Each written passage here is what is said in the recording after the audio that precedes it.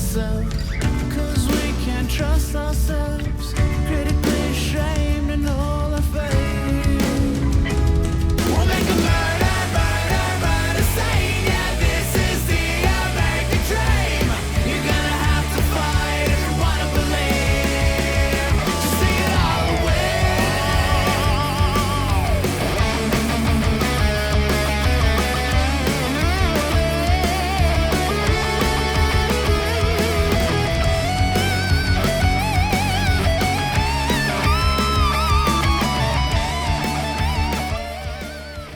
Parfait. Bob le chef, bienvenue au Frenchcast. Yo, merci de l'invitation. Et avant qu'on commence, je veux que tu me donnes un cadeau que tu m'as amené. Yeah, C'est absolument. du vin. C'est mon moment shameless auto-promotion. Oh, moi, je suis excité. J'ai mon propre brand de vin que j'ai parti pendant la pandémie, bout en train. Des vins de qualité, pour vrai. Fait ici? Oui, non, pas fait ici. C'est espagnol. C'est embouteillé ici. Tout le Cabernet Sauvignon, qui va très bien avec les viandes rouges. Pour Poseidon, j'ai le Pinot Noir qui vient de la France ici. Pour toi, écoute, on vend ça dans toutes les épiceries dépanneurs du Québec. Ce qui fait que c'est un bon vin et que je mets mon nom là-dessus. Premièrement, la compagnie Station 22 avec qui je le fais me donne vraiment carte blanche. Je décide des cépages. Ce qui est dans la bouteille, c'est ce que j'aime boire. Et il y a une loi qui dit que les vins d'épicerie, tu peux dire le pays, tu peux pas dire la région. Fait que tu peux pas dire Riojas pour... Pourquoi? C'est comme ça. C'est comme ça que ça se fait. Quelle loi de merde. Mais, fait que souvent, ce qui arrive, les vins d'épicerie, c'est que tu as des raisins, mettons, Cabernet Sauvignon, des raisins Pinot Noir, mais ça vient des quatre coins du pays. On met ça dans une cuve, on fait du vin qui goûte un peu, on gamble. Là. C'est un roll the dice, comme on dit. Mais moi, j'ai la chance de travailler avec un réseau de vignobles. Donc, le vin est vraiment fait sur un vignoble avec tous les mêmes raisins, toutes la même place. On le ship ici dans des cuves, puis c'est embouteillé dans l'est de la ville à Montréal. Puis, c'est-tu des gens que tu as connus pendant toutes tes années dans les restos et tout ça? Non, en fait, en tant que chef, tu sais, qui a branch out sur le web, j'ai l'impression que je vais utiliser plein d'anglicismes puis j'étais avec des Anglais. C'est cool, j'étais avec du monde de ma gang. Ouais. Non, mais le Frenchcast, ça se passe en français. C'est Oui. ce qui est drôle.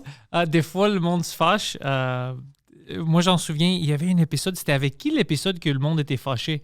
Jay Dutton. Ouais, Jay Dutton. Le monde était fâché après Jay. Parce que Jay est fucking gentil.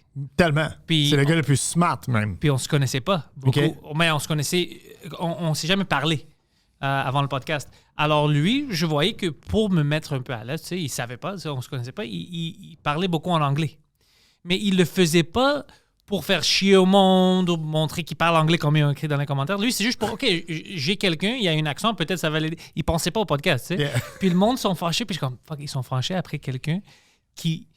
On pouvait voir qu'il était vraiment gentil, hyper gentil. Il voulait vraiment me rendre, moi, confortable. Puis le monde se fâchait encore. Mais je comprends quand même, si tu parles pas anglais, puis t'es comme... Non, mais en même temps, moi, c'est ça que j'aime de participer à des podcasts. On oublie qu'on est comme en mode entrevue. Tu sais, on est comme du monde qui jase. Puis même que c'est arrivé que je l'ai échappé dans des podcasts, puis je compte des histoires pas racontables. Puis mon agent, il écoute le podcast genre un mois après, comme dude, tu peux pas compter des affaires de même. C'est l'histoire de ma vie. Lui, on a déjà fait beaucoup d'erreurs comme ça. Puis t'oublies, j'ai des gens, des fois, ils me voient au show, puis ils me parlent d'une histoire, puis je suis comme, comment est-ce que tu sais ça? Comme t'as déjà parlé de ça sur un de tes podcasts, tu sais, tu fais 1000. Mais OK, alors ça c'est cool que tu fucking vendes ta propre... Yeah, on a commencé ça pendant la pandémie. On développait un peu. Là, en 2019, j'ai rencontré les gars.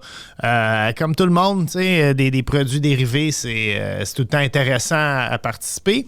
Mais quand tu essaies d'apprendre aux gens à cuisiner, puis c'est ça que moi j'ai tout le temps été dedans, tu sais, moi j'essaie de montrer les ABC de la cuisine aux gens. En fait, je vise une clientèle qui cuisine peu ou à peu près pas.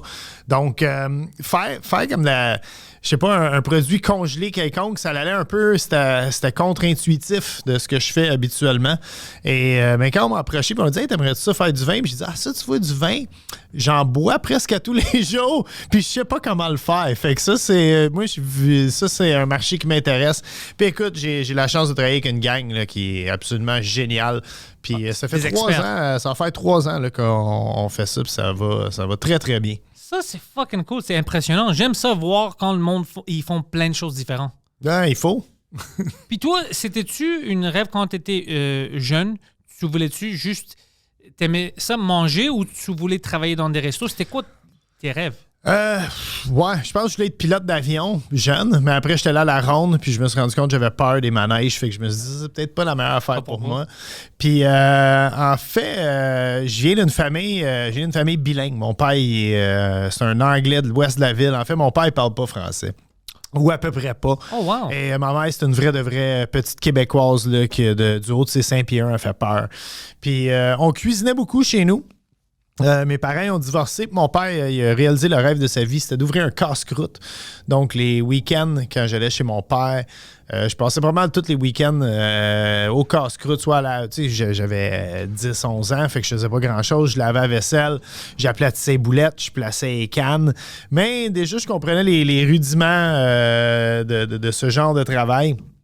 Puis, à la fin de mes études secondaires, je suis allé naturellement vers les restaurants. J'ai commencé plongeur. Puis de fil en aiguille, là, j'ai monté, puis j'ai lâché le cégep comme bien du monde. Puis rendu à 21 ans, je me cherchais un peu, puis je travaillais dans plein de restos comme des Saint-Hubert, des Giorgio à l'époque, qui était un restaurant italien où on tamisait les lumières à 7 h du soir, puis c'était ça leur slogan. Puis j'ai juste décidé d'aller à l'Institut de tourisme d'hôtellerie du Québec, puis de fil en aiguille, à partir de là, ça a décollé.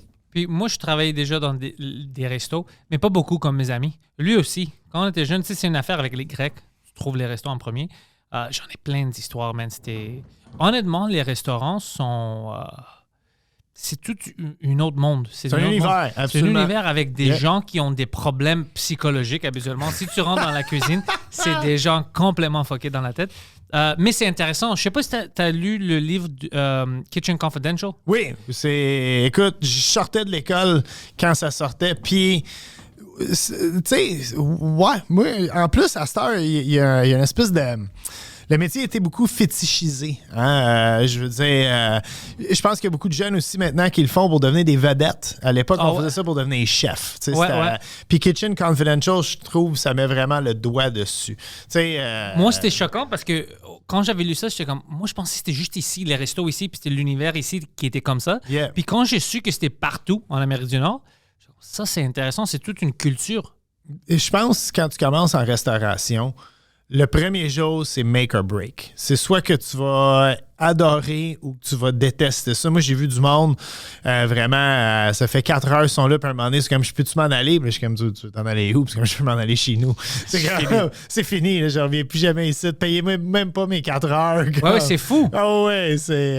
non, il y a quelque chose. Tu sais, il y a le bruit. Moi, ce que je me suis rendu compte le plus, une fois que tu deviens habitué dans tout ça, quand j'étais rendu chef, puis là, je recevais des employés souvent qui sortaient de l'école en cuisine, le truc qui est le plus dur auquel à faire face au début, c'est la chaleur. Le monde, ils ne comprennent pas à quel point il fait chaud dans une cuisine. Ouais. Il fait chaud. Puis t'es pas sûr si c'est de la sueur ou c'est de l'huile que tu as sur toi. Ouais. Moi, ça m'arrivait tout le temps. Je me lavais puis je suis comme, c'est-tu de l'huile ou c'est-tu de la chaleur? Ben moi je suis devenu vraiment... je suis un maniaque de prendre des bains. Puis maintenant, je prends des bains, puis j'ai le temps d'envie de prendre des bains, puis j'aime beaucoup lire. Tu relaxes. Exactement, je relaxe. Mais quand je cuisinais, je prenais une douche, puis après, je prenais un bain. Puis vraiment, j'avais l'impression, si je faisais pas les deux, je me sentais pas propre. Ouais. C'est, non. Quand t'es cuisinier, puis tu sors d'un bar après, puis tu te rencontres une fille, tu la ramènes chez vous, puis tu couches avec sans prendre une douche. That's love. Ça, c'est... love or drugs. C'est un des deux. Poseidon, quand il travaillait dans les restos, lui, c'était une busboy. Puis il s'est fait virer parce qu'il faisait plein de petites choses mal. Il a brisé beaucoup de verres, puis il volait des salades. Il mangeait des salades qui étaient pour les clients, puis il les cachait, puis il oubliait où est-ce qu'il avait caché les salades. Alors, tu sais, les serveurs, ils trouvaient des salades partout. Comme, ça vient d'où, ça? Puis après, ils ont su que c'était lui, puis ils l'ont viré. Ouais, voler les salades, c'est pas si pire, mais casser les verres, ça, c'est inacceptable, par exemple. Puis beaucoup, je pense que c'était toi qui avais cassé toutes les trays. Ouais, hein? C'était 2 racks de verre. Puis pendant un service, là, c'était pendant un grand service. Alors. Je commençais à m'habituer à la job enfin, après 3 mois. Puis, puis là, je sors, je m'en vais chercher 2 racks de verre. Mais là, il y avait le dishwasher in the way. Puis je courais. Puis je voulais pas le frapper.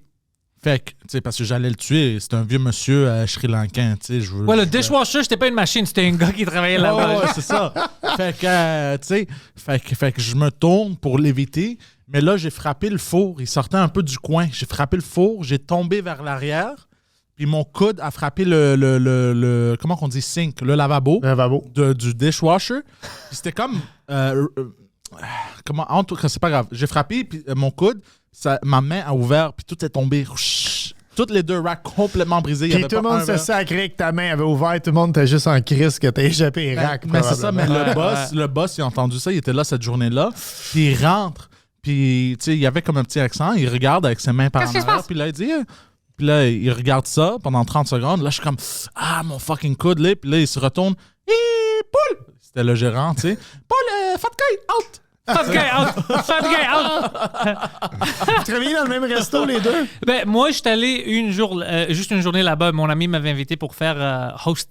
OK. Le host, puis j'étais comme, c'est pas pour moi. Moi, j'aime venir ici après que moi, je termine le travail pour chiller avec tout le monde. Yeah. Mais je vais pas travailler. C'était trop... Parce que t'avais trop de mes amis ensemble. Okay. Alors, c'était le bordel. Up to no good. Ouais, tu peux pas. C'est les histoires dans ce resto, c'était incroyable. Écoute, tous les restos ont leur part d'histoire. Tu parlais de Kitchen Confidential. T'as-tu lu Le Plongeur? Non. De Stéphane Larue, le dishwasher. Là, non, je mais... pense que c'est même traduit en anglais.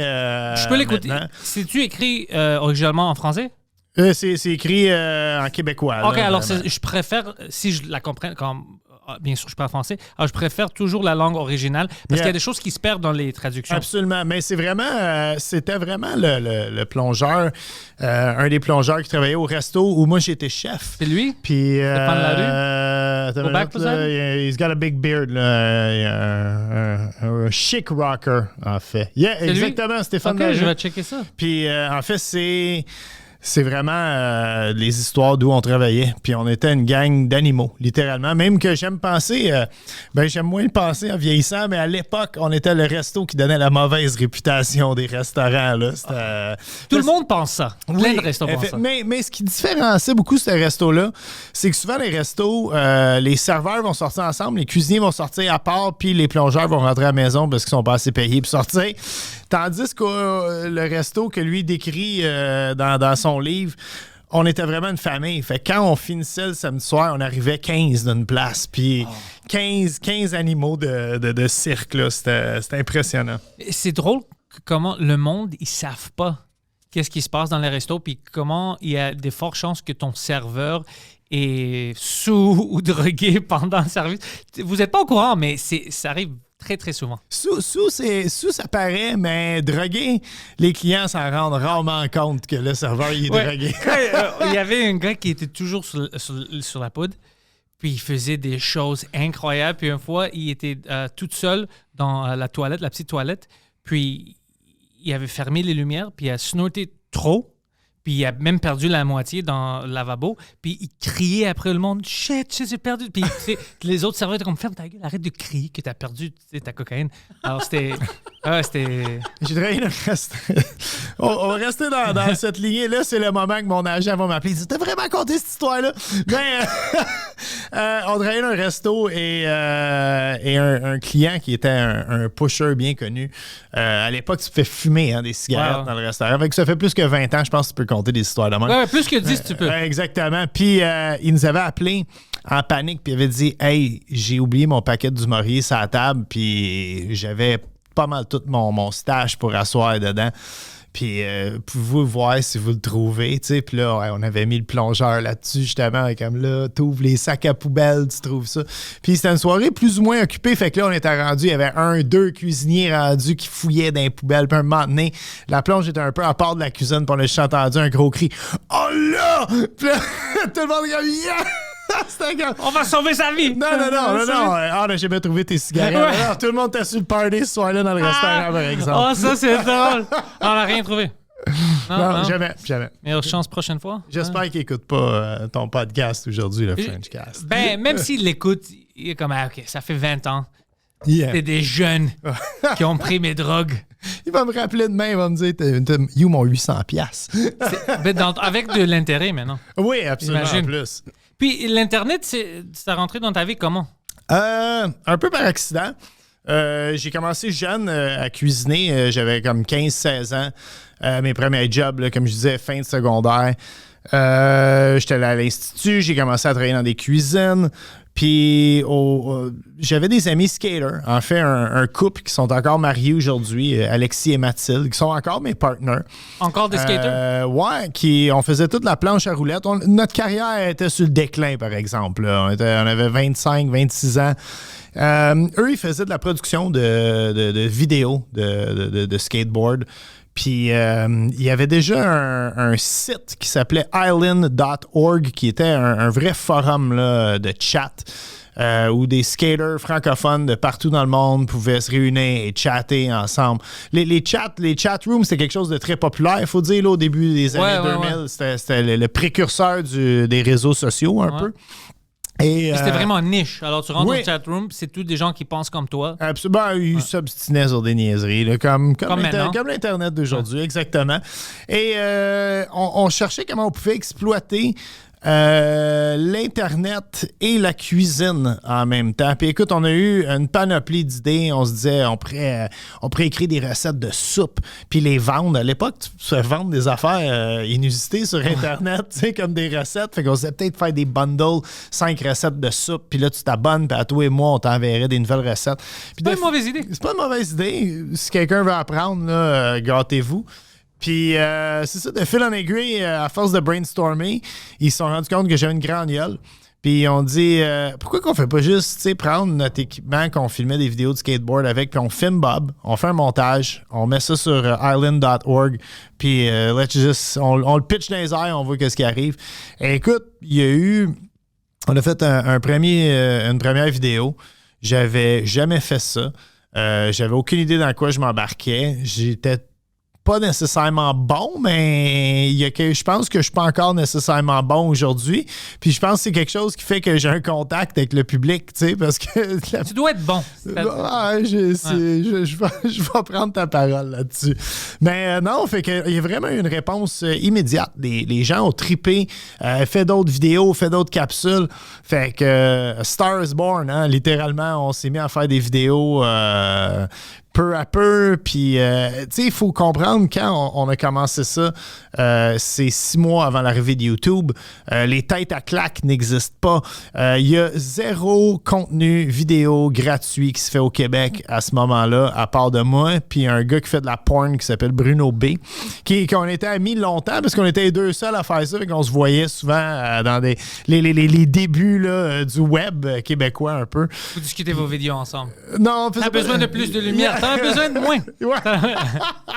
On n'en a pas fait ensemble, par contre. J'ai tout le temps rêvé de l'avoir dans mon show, par contre. Parce que, ça serait cool. Absolument. Des porn stars, c'est tout le temps des gens très intéressants. Ils ont des meilleures histoires avec des cuisiniers, eux autres. Ouais, j'avoue. Fait que non, c'est ça. De fil en aiguille, les médias sont mis à parler de nous. Puis je te dirais, c'est après à peu près 2 ans. Et une compagnie de production télévisuelle nous a approchés pour faire un pilote pour un show de télé. Et écoute, là, moi, je pensais, là, j'étais pour bye-bye boss. Tu sais, j'ai réussi dans la vie. Je vais être une star de la télé. J'ai acheté 3 skateboards. Ah, écoute, j'étais tellement mauvais dans ce pilote-là. Je le montrerai pas. Même savoir... Es-tu stressé? Épouvantablement, parce que quand tu fais du web, c'est là que la transition est dure. Quand tu fais du web, souvent, c'est avec tes chums. Hein, t'es 1 ou 2 personnes à se filmer. Fait que, tu sais, quand tu te mélanges ou tu fais une erreur, c'est moins gênant quand tu es avec des amis. Mais là, je me souviens, il y avait comme une équipe de 9 personnes, une maquilleuse, un gars qui tenait des lumières et tout. Puis je me souviens de filmer toutes les premiers 10 minutes. Puis le réalisateur, il dit « OK, on va le refaire. Cette fois-ci, essaye d'être drôle. » Puis là, t'as dit ça? Ouais. Puis ça m'a scié les jambes. À partir de ce moment-là, je savais que je ne serais pas une vedette de TV. En tout cas, pas à ce moment-là de ma vie. Puis ça, c'était une époque... La télé, il y avait encore... C'était la fin de l'ère de la télévision avec beaucoup d'argent. Okay? Fait qu'il avait investi quand même pas mal d'argent dans ce pilote-là. Ça avait coûté quasiment l'équivalent à faire ce pilote-là que faire un show de télé maintenant en 2022. Puis la compagnie, je pense qu'il était un peu déçu qu'il savait là, que ça allait nulle part, cette affaire-là. C'était impossible. Ils t'ont vu puis ils ont dit non, ça marche pas. Mais la même compagnie, ils faisaient des livres. Fait qu'ils ont dit peut-être un livre, il n'y a pas besoin de parler dans le livre. Fait qu'on on a fait notre premier livre de cuisine avec les éditions La Presse. Mais ça, c'est cool qu'ils ont pensé à ça, la transition. Ils n'ont pas juste dit, OK, oublie-le. Puis à partir de là, le livre, notre premier livre, en fait, il a beaucoup fait jaser parce que à l'époque, il n'y avait pas autant de livres de cuisine que maintenant. Puis c'était vraiment un livre destiné. J'étais plus jeune aussi. Tu sais, j'ai 46 ans. Il y a 20 ans, il y a 19 ans, je n'avais 27. Fait que ça fitait mieux. Tu sais, moi c'était un livre qui visait le gars qui ne sait pas cuisiner, qui s'en va en appartement. Qu'est-ce que tu as besoin dans ton frigo? Qu'est-ce que tu as besoin dans ta pantry? Qu'est-ce que tu as besoin de voler à tes parents pour être capable de cuisiner ces recettes-là dans ton nouveau logement? Puis c'était vraiment pas mal écrit de même. Puis moi, je suis un grand fan de Rock et Belles Oreilles. OK. La vieille mouvance, là, quand il faisait des sketchs.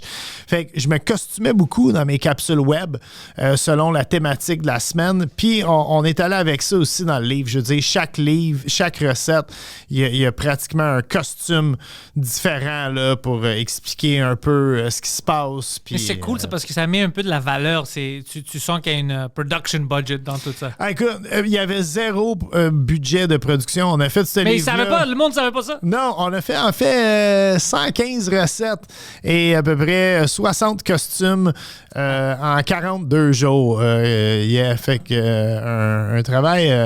Puis c'était à une époque aussi, j'étais encore cuisinier. J'étais à Wild à cette époque-là. T'étais où? Cuisinier où? Au Misto, au restaurant Le Misto, qui est d'ailleurs le restaurant qu'on parle dans le livre Le Plongeur, là, que je mentionnais plus tôt, qui était une trattoria italienne dans le plateau Mont-Royal. Ça a été ouvert pendant 20 ans. Là, c'est un quasi-statut institution pendant un bout. Là. On était plein du mercredi au dimanche. Fait que c'était très le fun. Mais c'est ça, c'était une époque que j'étais un peu plus flyé. Fait que je me suis bien entouré pour faire le livre. J'ai eu beaucoup d'aide. OK. Puis après ça, t'as fait le livre, puis le monde, c'était reçu comment? Ça a été très bien reçu. Puis c'est là un peu que j'ai commencé en TV. Parce que faut que tu fasses la promo pour le livre. Puis là, le pilote m'avait aidé, justement. Là, je savais quoi ne pas faire à la télévision, rendu là. Puis c'était juste des entrevues au début? Oui, exactement. Des entrevues où tu cuisines une recette du livre, mais c'est des recettes faciles. Fait que c'est quand même facile à pas se fourrer à la TV. Puis non, écoute, je dirais, j'ai eu mon premier vrai break. Je faisais une émission, j'ai été faire la promotion à une émission qui s'appelait Pour le plaisir avec Michel Barrette, humoriste bien connu québécois, là, Le Temps d'une Dinde, puis France Castel. C'est une émission du midi qui était destinée à un public un petit peu plus âgé que nous. Même genre de l'âge à ma mère qui a 81 ans. Là, okay. Mais écoute, je sais pas ce qu'ils ont vu en moi, le producteur, l'équipe de production, la réalisation, mais on dit, man, on l'aime, ce gars-là, il est différent. Et c'est devenu mon premier gig récurrent.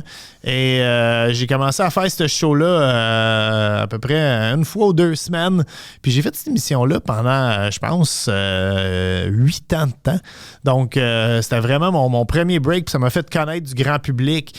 Puis de fil en aiguille, j'ai fait beaucoup de festivals. Il y a beaucoup de festivals de bouffe partout au Québec. Puis, c'est ça que tu me disais avant. Yeah. Puis mon agent, lui, il y a une approche mon agent qui est Alexis, là, que j'ai fait ma première capsule web avec. C'est lui qui avait Island.org. Lui est devenu agent. Moi, je suis devenu animateur télé. Puis les deux ne savaient pas de quoi s'attendre. On avait aucunement. Puis maintenant, les deux, on a envie. Fait qu'on est quand même heureux d'avoir gamblé ça. Mais lui, il est allé d'une approche style politicien. Il a dit, c'est cool la TV, mais il dit, on va faire des festivals. Puis il dit, c'est de même, tu vas te faire connaître une poignée de main à la fois. Puis tu vas aller dans toutes les régions du Québec, tu vas faire des démonstrations de cuisine dans ces festivals-là. Tu vas rencontrer les gens. Lui, il croyait que j'avais un charisme, il croyait que j'avais un bon entre-gens. Je le vois, il avait raison. Merci. Je dois tout à ma mère. Je suis juste un petit gars bien élevé, hein. C'est juste ça. Mais non, c'est ça. On a vraiment fait le tour du Québec, là, que ce soit Festival de la Grillade, Festival Rythme et Saveurs à Saint-Donat. Mais ça, toutes les régions, ils ont-tu quelque chose de spécifique? On va dire, si tu es dans une région où il y a beaucoup plus de poissons, c'est vraiment un festival autour de ça, ou c'est de la bouffe en général? Je pense, à une certaine époque, c'était ça. C'était vraiment comme, moi, je pense là, au festival La Galette de Sarrazin de Louisville, qui était un des très, très gros festivals. À Sainte-Perpétue, il y avait un abattoir de cochons, donc il y avait le festival du cochon de Sainte-Perpétue. C'est de porc. Ouais, mais celui-là, il y a eu de la mauvaise presse parce qu'il y avait un événement auquel j'ai participé. Je suis pas fier d'avoir fait ça, non. Qu'est-ce que t'avais? Il y avait un aréna en bout, puis il lâchait un cochon lousse dans la boîte, puis là, tout était comme en chienne, là, en kit de mécanicien. Puis tu courais dans la boîte après le cochon, il fallait t'attraper le cochon, puis tu le mettes d'un baril. Oh! C'est sounds pas... like fun. It was. Puis il y avait du monde Tu vas qui pas écoute- t'échapper, bro. Il y avait... Non, mais... Ils vont t'attraper pour ça. Il y a du monde qui vont dire que c'est la cruauté animale, puis avec du recul, je Ouais, pense à c'est- ça. Mais rappelez-vous, il y a une époque où on fumait dans les restaurants. OK? Fait que les c'est- choses ont changé en 20 ans. Là. Le festival existe encore d'ailleurs et cette partie-là du festival n'existe plus. Et j'ai une histoire très drôle dans tout ça parce que l'année que je suis allé. Au travers de ma carrière, j'ai eu la chance de rencontrer plein de gens intéressants, dont Georges Larac, qui est joueur de hockey et gentilhomme là, vraiment là, de la Ligue nationale. Et l'année que j'étais allé pour attraper le cochon, j'étais arrivé dans le parking et lui, il était là pour protester. Puis il était « Hey, Bob le chef, qu'est-ce que tu fais ici? » Puis je suis comme « Ah, je m'en viens attraper un cochon. » Puis je suis comme « Pour vrai? » Puis je suis comme « Qu'est-ce que tu fais ici? » Je m'en viens protester contre le festival avec une gang de vegans. Puis je suis comme « Oh shit! » Hein? Ouais, les vegans sont intenses des fois. Oui, écoute, moi je suis pas vegan, je peux comprendre par contre pour des trucs, tu sais, avec du recul, des trucs comme ça. Ouais, moi je suis pour. Moi j'adore les animaux. Oui. Moi je veux prendre soin des animaux, je veux pas qu'on est tu sais, méchant avec eux, tu sais, Ouais. on doit prendre. Mais en même temps, certains propos des vegans sont trop extrêmes pour moi. Comme parce que plein de choses qu'ils font pour la nourriture vegan détruisent le climat puis détruisent la vie des animaux aussi, mais ils veulent pas en parler de ça. C'est ça que j'aime pas. Moi je trouve, écoute, moi je suis pas un gars de gauche, je suis pas un gars de droite, je suis un gars. Mais c'est pour ça, j'aime ça. si t'es comme moi, ça veut dire que tu vas faire comme moi plein d'ennemis. Parce que là, les deux côtés te T'essaies voient. de plaire à tout le monde, mais, mais finalement tout le monde te C'est pas déteste. ça, c'est juste que j'ai pas les mêmes j'ai pas à 100% les mêmes propos de quelqu'un de la gauche ou de la droite. C'est impossible. Je suis ma propre personne. Alors, il y a certaines choses que, OK, je suis d'accord avec ça, je suis pas d'accord. Ah, je suis d'accord avec ça, pas avec ça. À cause de ça, tout le monde te déteste. C'est un peu fun d'être ici. Ouais. Le milieu, c'est plus fun, ouais. Mais en même temps, je comprends, tu sais, on parle beaucoup de... Quand on parle d'activistes végétaliens, on parle souvent... On prend souvent des exemples d'agriculture vraiment agressive à l'américaine. Ouais. Puis moi, j'ai la chance de faire une émission qui s'appelle Arrive en campagne sur les ondes de TVA les jeudis soirs dès 19h30. Je pense que c'est 19h30. En tout cas, ça joue l'été. C'était... Qu'est-ce que t'as vu? En fait, moi, j'amène une famille d'urbains passer, une famille soit de Montréal, de Québec, de Trois-Rivières. Je les amène passer un week-end sur une ferme. Et on apprend vraiment là, le métier d'agriculteur. Puis à chaque émission, c'est une ferme différente. Des fois, c'est des fermes maraîchères, donc culture de tomates, culture de betteraves, culture de melon. Est-ce que j'ai des problèmes de digestion? J'ai viens de manger un smoke meat avant de venir ici. Sinon, on fait aussi les animaux. Donc, les poules, les cochons, les vaches, les bœufs. Et au Québec, on fait ça de la bonne façon. Oui, au final, il y a un animal qui meurt avant qu'il se retrouve dans ton assiette. J'espère. Par contre, moi j'ai pas d'hypocrisie envers ça. Je veux dire, c'est ça l'espèce. C'est la vérité. Oui, exactement. Tu sais, je fais pas semblant que ça arrive pas. Mais on essaie de le faire le plus humainement possible au Québec. Puis les animaux sont tout le temps traités d'une façon vraiment là, particulière. Puis je dis souvent particulièrement bien. Je dis souvent, écoute, moi je visite des fermes laitières et c'est hallucinant la qualité et l'attention là, que vraiment les installations au Québec sont de la fine pointe de la technologie. Tout est en pensée au respect de la bête pour que ce soit la façon la plus humainement possible là, qu'on extrait le lait.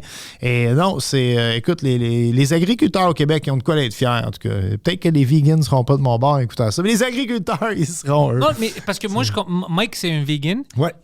Puis moi, j'avais essayé de devenir vegan, c'est au début, parce que moi aussi, j'aime les animaux. Ouais. Je veux pas, la cruauté des animaux et tout ça. Mais c'est pas une bonne diète pour moi. j'avais pris trop de poids quand j'essayais de manger trop. OK. Parce que c'est beaucoup de carbs Ouais. quand tu es vegan. Ouais. Puis maintenant, j'ai perdu 100 livres OK. en mangeant de la protéine puis tout ça.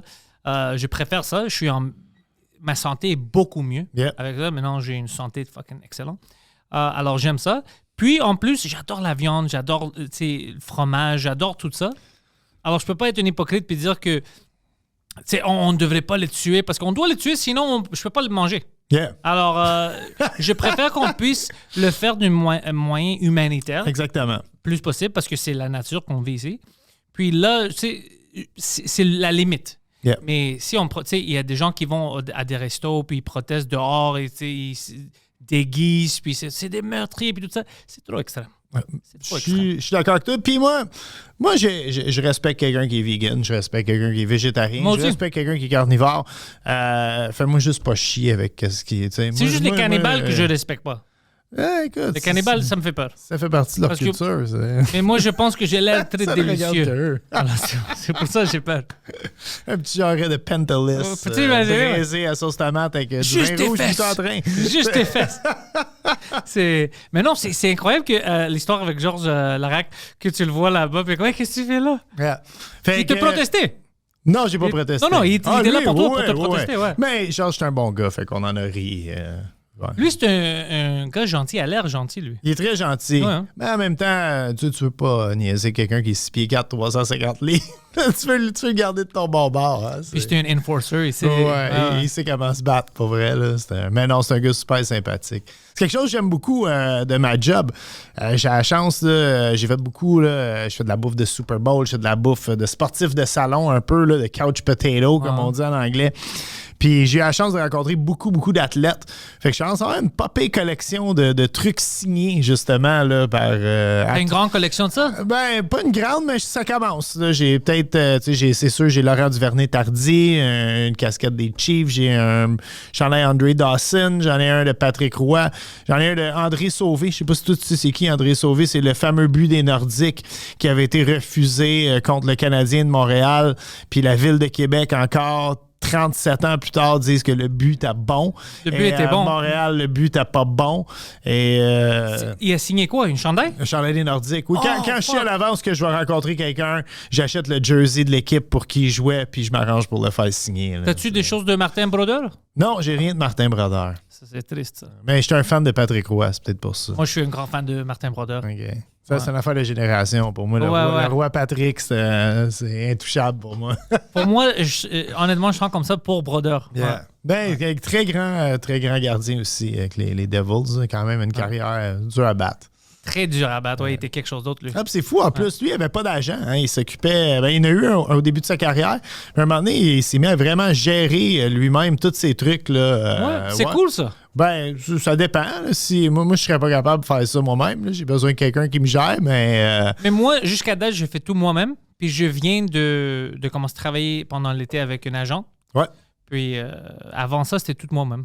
D'ailleurs, bravo les boys, parce que c'est vraiment nice vos studios. Merci, merci très, beaucoup. Très cool ici. Yeah. Je suis très fier de tout ça. Ça a pris des années pour arriver ici. Puis... On se sent à la maison. D'ailleurs, j'en parlais avec Poseidon, roi de la mer. Vous faites on peut-tu dire que vous faites le podcast de Terry DeMonte ici? Ouais. Moi, Non, et c'est sur ma chaîne YouTube en plus. Ouais. Moi, j'ai grandi sur Chaume FM. Puis Hein? c'est drôle parce que le dernier show de Terry DeMonte à Chaume FM, on savait qu'il prenait sa retraite. Et je tournais Barbecue en boîte, mon émission 3-2-1 Barbecue, mon émission de barbecue estivale là, que je fais sur les ondes de Zest. Et j'étais pas capable d'aller sur le plateau. Je pleurais dans mon auto au dernier show. Puis après, il y a Farewell to Kings de Rush qui a joué. C'était un moment parfait. Il était important pour plein de gens parce que, tu sais, à la radio, tu écoutes sa voix chaque matin puis tout ça. Puis moi, au début, quand j'avais entendu cette annonce-là, moi, je connaissais plus Ted dans le temps. OK. Puis j'étais comme, c'est bizarre parce que je sais que les deux aiment ça, la radio. Puis tout ça, c'est bizarre qu'ils prennent sa retraite. Alors, moi, j'avais parlé avec Ted, puis je savais d'avance que c'était pas vrai qu'ils l'ont forcé de sortir. Puis lui, il était triste à propos de ça. Mais, tu sais, il voulait pas causer du shit ou whatever. Ouais. C'est pour ça qu'on s'en parlait après. Ils ont venu faire une entrevue sur le Pantelis Podcast, le Frenchcast, mais en anglais. Puis on discutait tout ça. Puis au début, moi, j'étais comme, OK, ben est-ce que vous voulez participer puis juste lancer un podcast? Au début, il était comme, mais non, ça marche pas. C'est quoi la différence? Puis je dis, non, ça va marcher. Let's go, on fait ça. Puis finalement, tu sais, je dis, j'ai la place ici, on va le faire pour toi. Je vais le mettre sur l'Internet, je vais le mettre sur ma chaîne pour qu'il y ait du monde qui puisse te voir plus facilement et tout ça. Puis je pense que c'est la meilleure décision qu'ils ont prise parce que le monde se connecte encore avec eux. Ouais. Puis eux, maintenant, ils ont carte blanche. Ils peuvent faire n'importe quoi. Tu sais, ils me demandent est-ce que ça te dérange ça? Non, tu peux avoir les invités que tu veux. C'est un podcast. Yeah. Si tu vas pas tuer des enfants, je m'en fous. Je fais ce que tu veux. Puis ça va être du fun. Puis c'est drôle de voir ces gens-là qui ont quand même une grande carrière, mais étaient vers la fin vraiment. Il y avait beaucoup de restrictions. Ouais. À cause du Bell Media et tout ça. Tu pouvais rien dire. De les voir libres comme ça, c'est intéressant. Il y a une belle liberté là-dedans, pas vrai. Puis c'est vrai que plus que dans les médias traditionnels, tu as des bâtons dans les roues maintenant, ne serait-ce. Tu sais, tu peux plus porter aucun logo à TV. C'est complètement capoté. À cause que toutes les émissions sont commanditées. Maintenant, même un shirt de rapper ou n'importe quel chandail de champion, tu pourrais pas porter ça. Oublie ça. Même une shirt avec. J'allais pas dire.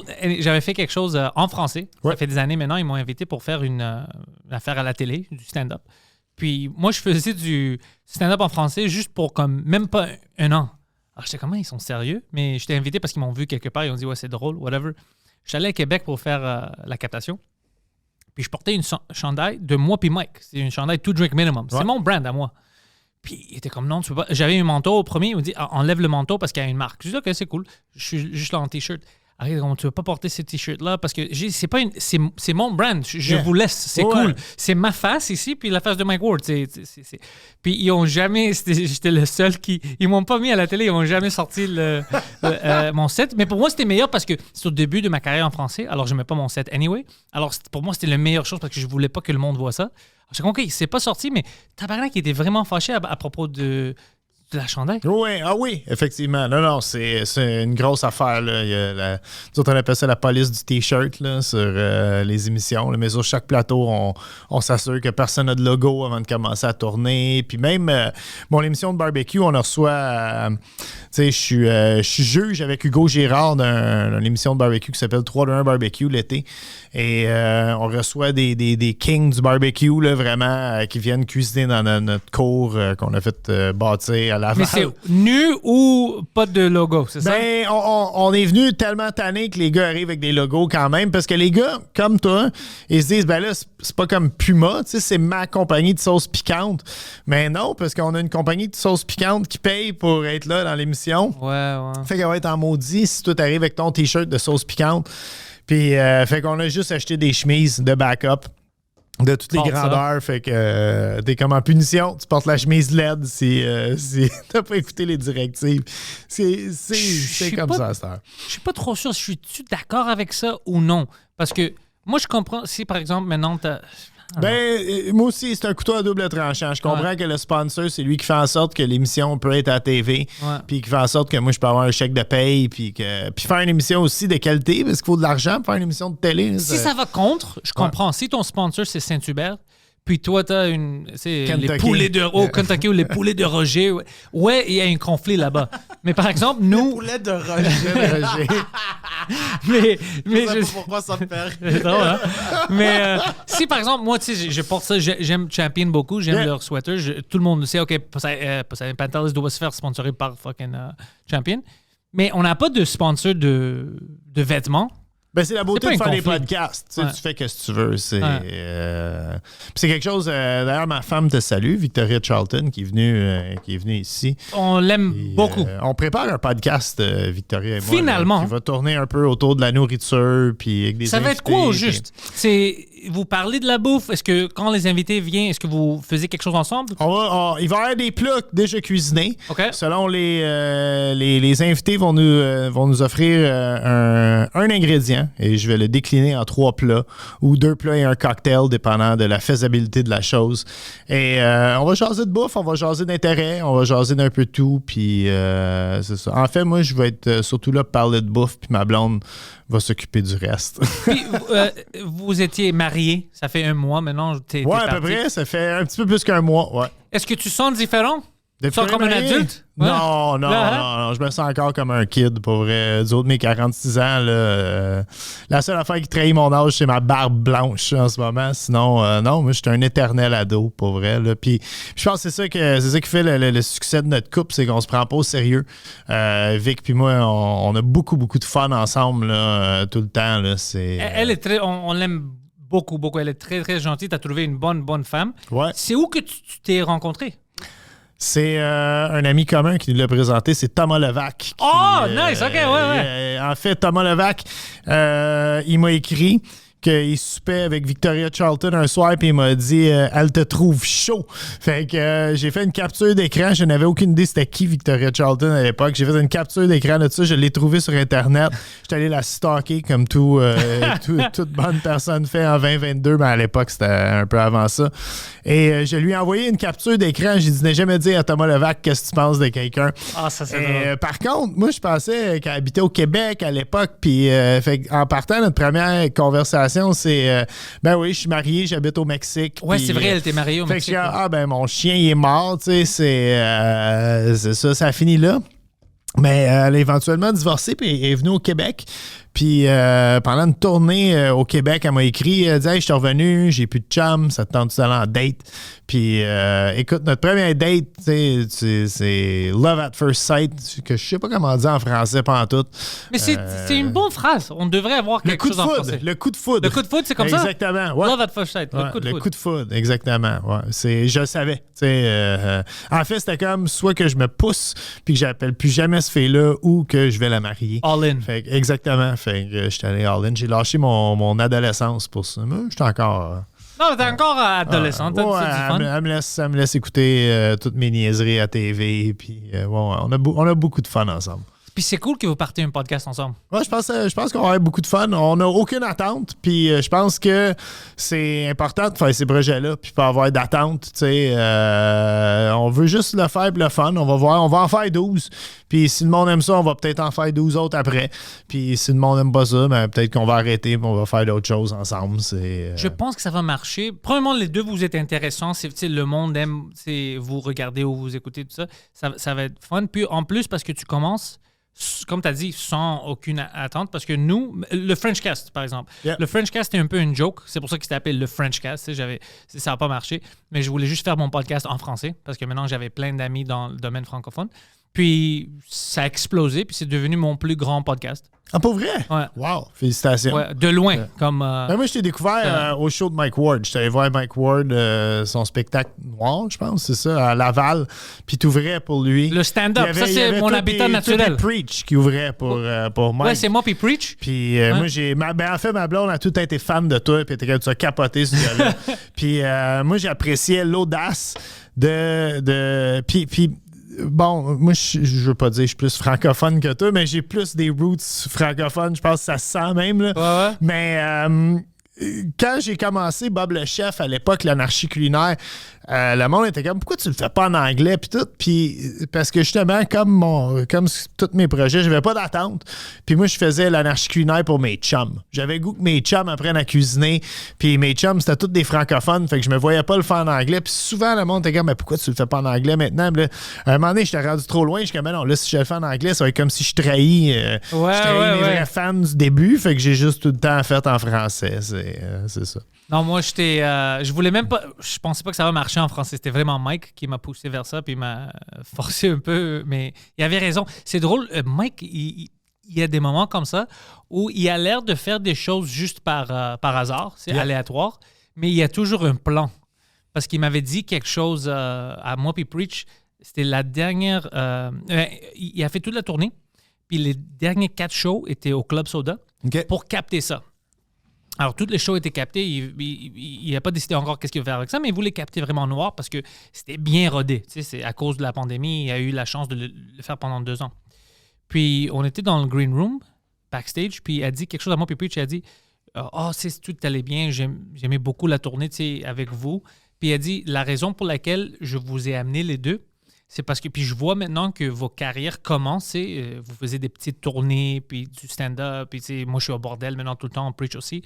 Il a dit, parce que je savais que vous allez prendre, j'ai donné plein de chances à plein de monde, il a dit, mais c'est pas tout le monde qui prenne les chances, puis crée quelque chose pour eux-mêmes. Yeah. Mais vous, les deux, j'avais la confiance que vous allez prendre ça, puis vous allez créer quelque chose. Puis il avait raison, les deux, on a créé plein de choses différentes, mais c'était juste bizarre que lui, il pensait pas juste, OK, c'est un gars qui ouvre pour moi.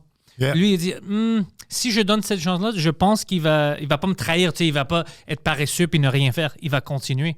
Puis les deux, on a fait ça, on a vraiment pris nos carrières en main, puis on fait des grandes choses. Preach, il détruit tout. Alors... Puis pour toi, c'est fou, parce que j'imagine que tu as commencé humoriste en anglais. Ouais, pendant des années. Puis, mais le delivery en français, c'est complètement différent. Ouais, des fois, le monde pense que c'est facile, tu sais, parce Non, que... Non, c'est du un tout. autre monde pour moi. Non, Mais ça marche. Yeah. Ah, félicitations. Merci. Mais c'était juste un petit rappel pour parce que tu m'as rappelé ça. Juste de Mike de voir.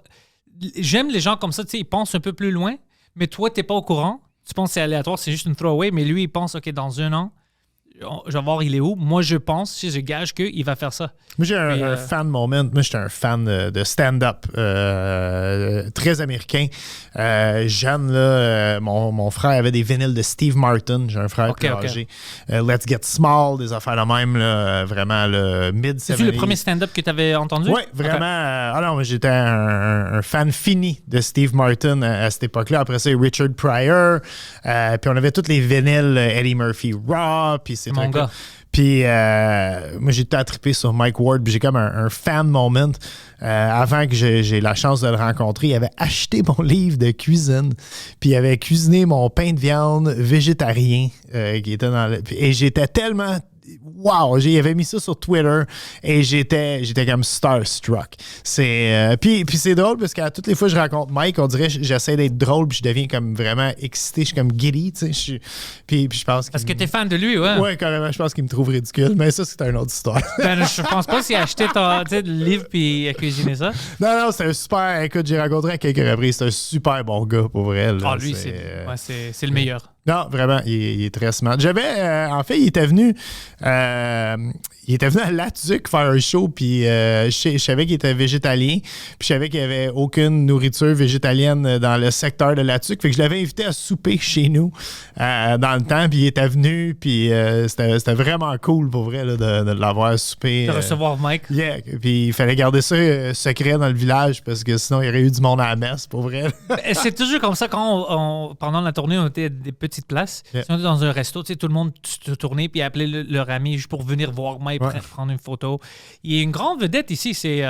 Oui, ben... Tu sais, il est vraiment drôle. Il fait... Tu sais, moi j'ai vu son show, puis je trouve... J'aime beaucoup les humoristes québécois. J'ai même flirté à faire un peu d'humour. Là. J'avais écrit un numéro, puis je me promenais avec Thomas Levac dans des bars. Puis donc, j'étais un gros fan là, de cette... T'as arrêté? Ouais, ben, en fait, tu sais, je voulais pas devenir humoriste. J'ai tout le temps voulu monter sur stage, faire des jokes. J'en ai parlé à Thomas un soir. Thomas, il m'a crié « Let's go! » Ouais, ça c'est Thomas, ouais. Yeah. Puis il m'a dit, mais tu sais, je pensais que c'était pour rester de même. Puis après, il m'a dit, dans 5 semaines, tu fais le open mic au bordel. Puis là, je suis comme, oh shit, comme là, faut que j'écrive de quoi, tu sais. Fait que je me suis forcé, j'ai écrit un sketch, j'étais allé, j'ai tripé là-dessus. Pour vrai, là, j'ai adoré l'espèce de... Fait que j'ai comme peaufiné mon... J'ai un sketch seulement, là. J'ai un affaire de 10 minutes que j'ai écrit. C'est déjà quelque chose. Ah, puis tu dois commencer quelque part. Ouais, puis c'est ça, je l'ai peaufiné, puis j'ai fait, je sais pas moi, peut-être 12, 15 représentations de ça dans des petits bars, soirée à Pascal Cameron, des trucs de même. Un autre gars qui fait partie de notre univers, Pascal. Lui, il est top. Ouais, c'est un fucking bon gars. Puis son bon humour, il me fait rire. Oui, très intelligent aussi. C'est quelqu'un que j'apprécie beaucoup. Fait que non, c'est ça, j'ai eu la chance de faire ça. Mais... tu sais, je pense que j'étais allé au bout de ça. Il y a beaucoup d'humoristes au Québec, puis je pense que j'aurais pas pu être humoriste et cuisinier en même temps. Le monde ne peut pas faire le déclic. T'es un ou l'autre, tu sais. Je pense, au Québec, je pense que tu peux faire les deux. Tu penses? Ouais, en tout cas. Tu devrais l'essayer juste parce qu'au Québec, il y a quelque chose qui se passe ici que je le vois ailleurs, que je ne vois pas ailleurs. Vraiment, la culture artistique ici, le respect qu'ils ont pour les arts, et c'est pas doublé ailleurs. J'ai jamais vu ça. Bref, au final, j'ai bien aimé l'expérience. Peut-être le refaire un jour, qui sait. Il y a certains gens qui m'ont vu le faire, qui m'ont dit « Wow, c'est vraiment drôle ». Il y a un truc que je retiens de tout ça.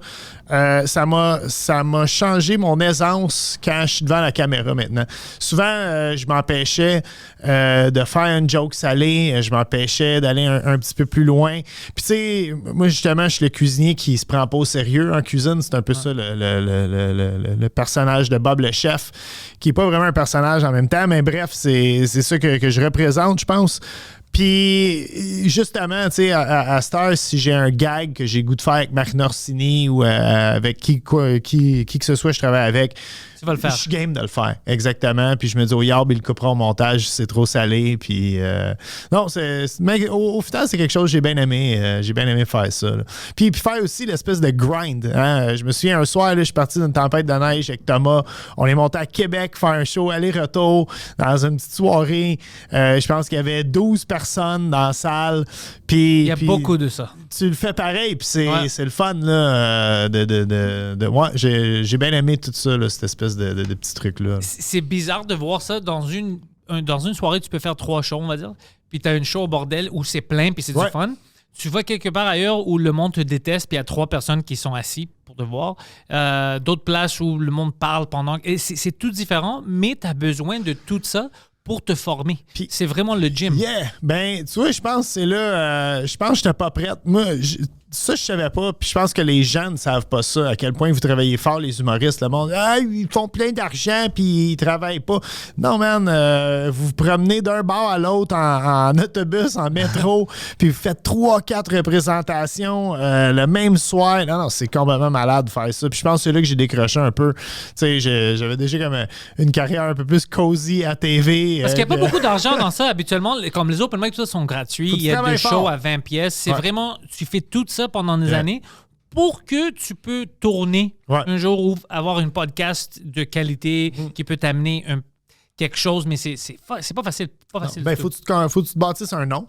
Ouais. Donc, c'est ça. Il faut un peu comme je disais plus tôt, là, faire des festivals de bouffe au Travail du Québec, c'est une poignée. Un gag à la fois, hein? Tu te promènes d'un bar, puis plus que tu fais rire les gens, plus qu'ils vont se mettre à te suivre. Puis, La tournée de Mike, c'était ça pour moi. Ouais. Ils m'ont vu partout.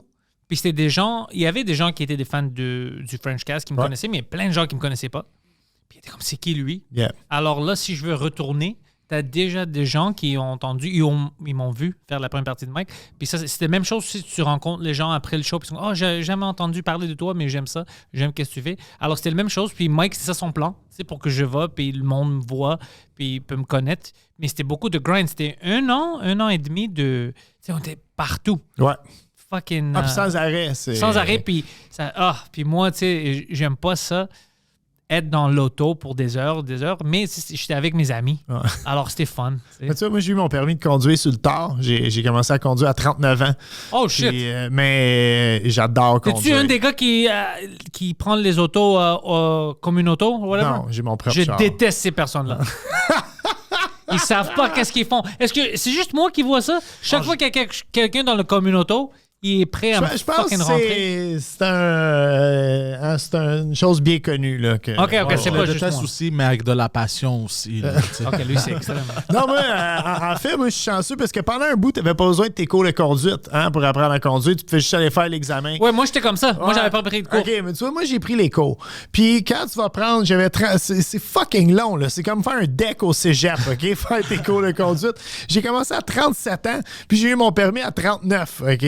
Puis, mais il y a une affaire, quand tu t'inscris pour faire un cours à 37 ans, t'es plus mature, t'es plus terre à terre. Fait que moi, j'y allais au cours, puis j'apprenais. Tu sais, je l'écoutais, le prof, puis pas avec passion, là, mais je veux dire, j'étais là pour apprendre, puis je prenais toutes les notes. Fait que j'aime penser que je conduis bien, premièrement. Puis, vraiment, je respecte les codes de la route avec rigueur, mais j'ai vraiment pogné à piqueur. J'adore conduire. Cette espèce de sens de la liberté, de pouvoir aller où tu veux. C'est comme ça que je l'ai décrit au monde. En ville, je conduis jamais. Comme là, il y a une tempête de neige, mon char il est stationné en avant de chez nous. Ils ont déneigé hier, le char il reste là pour la semaine. Fuck it. Je me déplace en transport en commun. Mais pour voyager l'été, aller camper, mon fils habite à Québec aussi, donc Meilleure pour chose. pouvoir aller le voir quand je veux, il y a quelque chose de vraiment. Il a quel âge fun. maintenant? Il va avoir 13 ans. Là. Au moment que le podcast va sortir, il va avoir 13 ans. Il est intéressé dans quoi?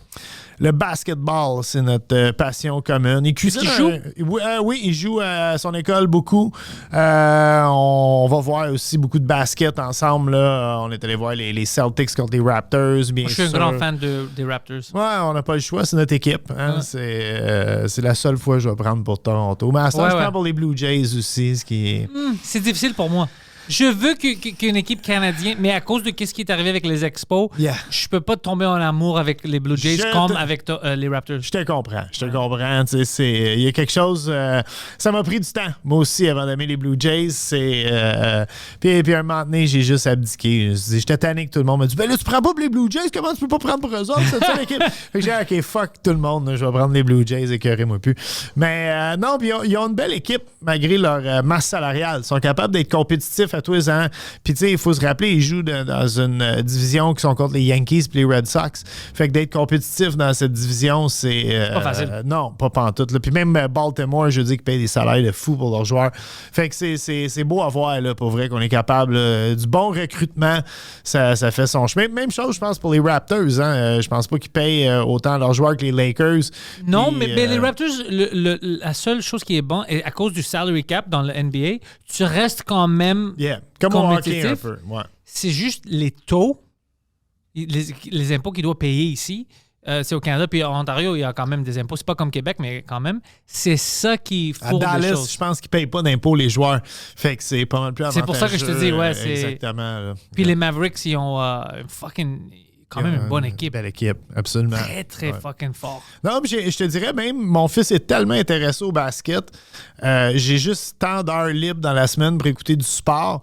J'ai un peu délaissé le hockey. Je suis un grand fan du Canadien, mais j'ai un peu mis ça de côté dans les dernières années pour justement écouter le basket puis avoir de quoi jaser avec mon kid, parce qu'il connaît tous les joueurs, il sait pour qui ils jouent, il sait leur grandeur, il sait quels souliers qu'ils portent. OK, il est hyper fan. Ah oui, il triple là-dessus au bout. Là. Puis il joue... C'est-tu un bon joueur? Écoute, quand C'est il est grand, comme- qu'est-ce- il est grand comme son père. Puis quand il a commencé à jouer, je te dirais que j'y laissais des chances. Mais là, one-on-one, une game de 21, le père, il sue à la fin. Là, Ah pour ouais, voir. ok, C'est good, le good, fun. good. Pour vrai, d'ailleurs, on était allés à New York ensemble. Et je pense que notre activité préférée, c'était... Bon, on a tout visité, Statue de Liberté, Empire State, ces affaires-là. Mais lui, ce qu'il voulait le plus, c'était Rocker aller jouer... Park? Ah, il voulait aller jouer au basket, carrément. Puis on allait jouer. Puis les gars, t'as tellement... Les baskets où tu peux jouer dans les parcs, hein? Les différents... Oh, bro, c'est Puis cool. les gars sont tellement généreux, tu sais, ils voient qu'un père il est là avec son kid, parce que yo, you guys want to play avec nous autres, puis non, c'était très très le fun, là. C'était une belle expérience pour les deux même. Il y a Ouais, quelque ton chose fils de cool. doit capote quand il y a cette expérience-là. Oui, ouais, c'est des beaux moments, autant pour le père aussi, je te dirais, des moments où tu te pinces. C'est des comme souvenirs. ça. C'est Ouais, des exactement. belles souvenirs. Ouais. Ça, c'est fucking cool. J'aime Yeah. que tu as même mis le hockey à côté juste parce que tu veux faire des choses, que tu veux parler avec ton fils puis tout ça. Ouais, c'est cool. Ça reste du sport en plus. Fait que, tu sais, C'est fun pour toi? Ouais, exactement. La seule affaire que je suis pas capable d'embarquer dedans, c'est la NFL. Puis, écoute, tu peux pas tout avoir hein, dans la vie. T'aimes pas le football? J'adore le football. Oh, OK. Lui, il trippe pas, mais moi... Oh, c'est lui qui l'aime pas. OK, ouais, OK. moi, le dimanche... en fait, je suis bon. C'est ça que je disais à Victoria. Là, on... Tu supportes qui? Les Giants de New York. OK. Yeah. Comme Ted Bird. Mais ils t'endorment. Ils ont un style de jeu tellement plate, ils t'endorment. Lui, il est hyper fan des Écoute, Giants. et je suis fan. Ben, en fait, je suis fan, j'avais pas le choix. Mon père était fan, mon grand frère était fan. Des Giants? Oui, fait Ok. que si je prenais pour les Cowboys, j'étais comme exclu de la famille, puis j'aurais juste pas eu le droit d'écouter les matchs. Fait que j'ai pris les Giants par défaut, moi aussi. Et écoute, puis c'est ça que je disais à Victoria. Je suis bon parce que je l'écoute presque pas dans la saison régulière, OK? Parce que sinon, tu sais, tous mes Trop dimanches intense. seraient consacrés à ça. Fait que le dimanche, on fait comme toutes les couples. On cueille des pommes, on va manger dans nos familles respectives. Je fais les activités de couple. Mais en échange, pendant les séries, Achale-moi pas. C'est Ok. de midi à minuit. J'écoute le match, je réécoute les updates, je l'écoute le lendemain matin sur SportsCenter. J'écoute Stephen Smith donner ses commentaires. Je ne vis que pour ça. Là. En ce moment, je suis vraiment. C'est là où dedans. tu regardes Undisputed, puis honnêtement, ça c'est à cause du football américain, ils ont les caractères, tu sais, ESPN avec Stephen A. Ouais. Smith, Undisputed quand ils se gueulent, ils ont des caractères que tu penses sont pas vrais, Non. mais c'est des vraies personnes. Pardon the interruption. C'est le meilleur. Ça joue encore? Je sais même pas si ça joue encore. Parce que Je pense que ça se joue encore. Meilleur show de sport, là, l'espèce de one-on-one, là, c'était. Qui se gueulent après pour rien. Mais on avait 110% pendant un bout au Québec. 110%, ouais, c'est vrai, après les matchs. Avec Jean Perron, Michel Villeneuve. C'était TQS, non? Dans le Oui, temps? c'était Ouais, TQS ouais, dans j'en le souviens temps. de ça, ouais. Ça, c'était quelque chose. Pourquoi est-ce qu'ils ont arrêté ça? 110%, c'est même Je le sais nom pas est cool. pourquoi. Je sais pas pourquoi ils ont arrêté ça. C'était une des bonnes émissions de sport. Ouais. En fait, tout a été dilué, hein, parce que là, il y a RDS, il y a TVA Sport, puis tous ces gars-là sont tous partis sur ces réseaux-là, puis ils travaillent plus ensemble. Puis je pense, tu sais, TQS, leur slogan à l'époque, c'était le mouton noir de la télé. Tu sais, Ouais, ils voulaient se ouais, c'est démarquer. vrai. Puis ça, écoute, ils se démarquaient pas à moitié avec un show comme ça, là. Puis TQS avait aussi Le fin du monde est à La fin du monde 7 était heures, 7 heures avec ouais, Marc ouais. Labrèche. Ouais, ça, Ouais. c'était malade, ça aussi. Ça, je m'en souviens de ça, puis j'ai jamais rencontré ce gars-là. J'étais jeune, tu sais, c'était en école secondaire, quand j'avais débuté le secondaire, je pense que, puis j'aimais ça. Ouais. Mais c'était un gars que je n'étais pas au courant, il faisait quoi d'autre? C'était-tu un humoriste ou whatever? C'est un gars que je connaissais même pas son nom après, tu sais, ça fait des années. Puis je sais pas qu'est-ce qu'il fait maintenant. Ben, je l'ai jamais rencontré, mais l'ensemble de son œuvre est assez génial, là, je veux dire. Qu'est-ce qu'il fait? Ben, c'est un immense talent, c'est un funny guy. Mais maintenant, qu'est-ce qu'il fait? J'ai aucune idée de ce qu'il fait maintenant. Je vais essayer de le fucking retrouver. Je sais qu'il l'imiter. il y a quelques années, il faisait une émission de radio à Radio-Canada, une émission un peu humoristique avec son ami de longue date, là, Anne Dorval, qui est vraiment sa sidekick là, dans toutes ses aventures, ses émissions folles qu'il a faites à la TV. Ok. Anne est pas mal tout le temps là. Puis, mais moi non plus, j'ai jamais rencontré. La seule fois que j'ai rencontré Marc Labrèche, en fait, c'est récemment, il s'est arrêté pour flatter mon chien sur la rue Mont-Royal. Fait que, puis tu sais, je suis pas de genre à dire, hey, moi, je suis Bob le chef. Tu sais, je suis comme, yeah, c'est un berger anglais. Ah, ça, c'est drôle. Yeah, non, c'est. Mais j'étais très starstruck, là aussi. Là, c'est Oui, il y a certaines personnes. Ah, moi, ça vient tout le temps me chercher. Pour vrai, là, quand je rencontre, il y a beaucoup de monde là, que je deviens. Quand je sais que je vais travailler avec eux sur un plateau de TV, je deviens extrêmement excité. Là. Moi, c'est rare que ça m'arrive, mais il y a certaines personnes que je sais que je ne vais pas pouvoir me contrôler. Par exemple, tu parlais des vinyles. Eddie Murphy, c'était mon gars. Ouais. C'était vraiment le gars que j'ai vu le premier stand-up et tout ça. Alors lui, je pense que si un jour je peux rencontrer Eddie Murphy, je vais être comme un Il paraît petit qu'il est weird. Il paraît qu'il regarde pas le monde dans les yeux. Moi aussi, je suis weird. Alors, deux gars weird, ça va être fucking super weird. Weird, lui, puis Larry David aussi. J'adore Larry Ah, David. ben là, ouais, là, ça, c'est. Là, Je sais qu'il va être énervé. Seinfeld, De me rencontrer. ça reste un de mes amours, pour vrai. Je te là. regarde encore. Ah, moi aussi, je les écoute sur Netflix. Ouais, moi aussi. D'ailleurs, Victoria, elle était beaucoup plus jeune que moi, fait qu'elle était The Office. Puis là, au début, je suis comme The Office, comme. Puis là, j'ai bien aimé ça. The Office, c'était drôle. Oui, c'était très, très drôle. Ouais. Mais j'ai réécouté Seinfeld quand ça a sorti sur Netflix. Je disais, OK, ben là, il faut écouter Seinfeld. Puis elle l'avait jamais vu. Puis Seinfeld, c'est la meilleure affaire. là. Mais c'est pas pour tout le monde. Il y a des gens qui me disent « Ah, je déteste Seinfeld. » Je dis « Pourquoi? » Ils disent « Je peux pas rentrer dans ça, c'est pas pour moi. » Puis c'est habituellement des gens un peu plus jeunes. Alors, je vois pourquoi, parce que la culture était différente dans le temps. La culture des voisins, la culture des cellulaires. Ça change. Si tu avais une cellulaire sur Seinfeld, la moitié des histoires ne se ferait pas. Mais suis-tu Seinfeld 2000 sur Instagram? Ils font tout le temps des parallèles comme Non. si Seinfeld existait aujourd'hui. Ah non, ça je serait quoi devrais. le synopsis de l'émission? Puis tout, c'est un très, très bon compte de réseau social à suivre pour vrai. là. Seinfeld 2000. C'est un. Il y a une ouais, autre Seinfeld compte que je suis, je sais pas c'est quoi, mais ça monte à chaque jour des petits montages ou des Ouais. petites photos des épisodes. Peut-être, je pense pas que c'est ça parce que. Ou peut-être c'est ça. Mais Non, non, ça vaut la peine. Puis, en fait, Seinfeld, c'est très urbain, hein, comme Ouais.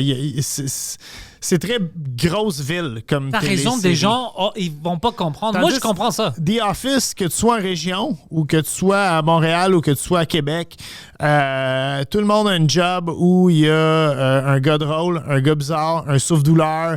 Tu sais, tout le monde se retrouve dans The Office Ouais, un peu. ouais. C'est une série qui vient mal, c'est How I Met Your Mother.